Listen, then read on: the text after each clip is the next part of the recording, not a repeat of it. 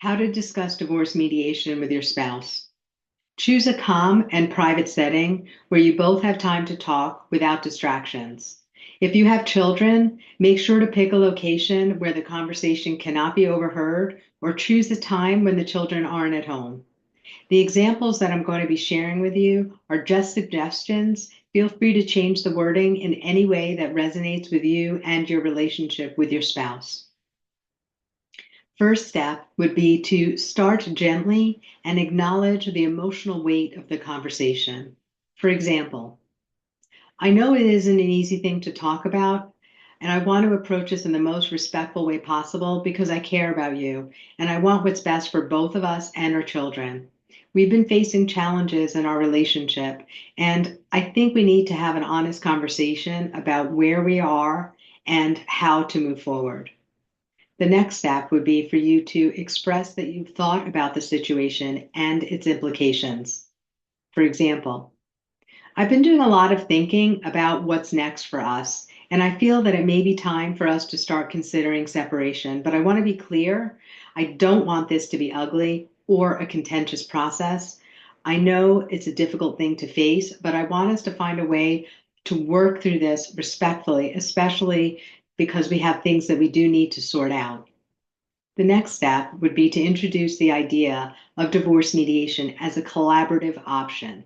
For example, one option that I'd like us to consider is divorce mediation.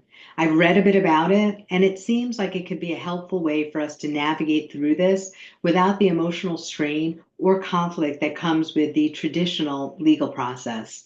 With mediation, we would have a neutral third party helping us to communicate and make decisions, which could make the whole process a lot smoother for us and the kids.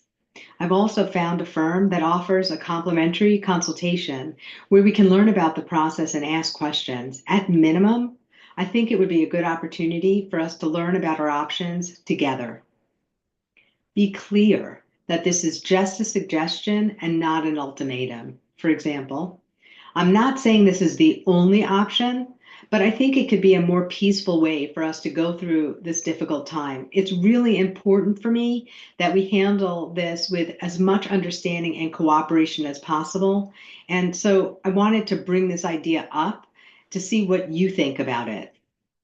The next step would be to acknowledge your spouse's feelings and encourage open conversation. For example, I understand if you need time to think about it, and I'm open to hearing your thoughts and feelings about this. This is a big step, and I want to make sure that we both feel comfortable with how we proceed, whatever we decide. Then you end the conversation on a positive note. Ultimately, I want what's best for both of us and the children.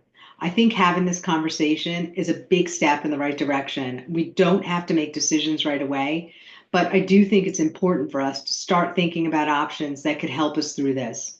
Let's take some time. Let's talk openly. Let's see where this leads us.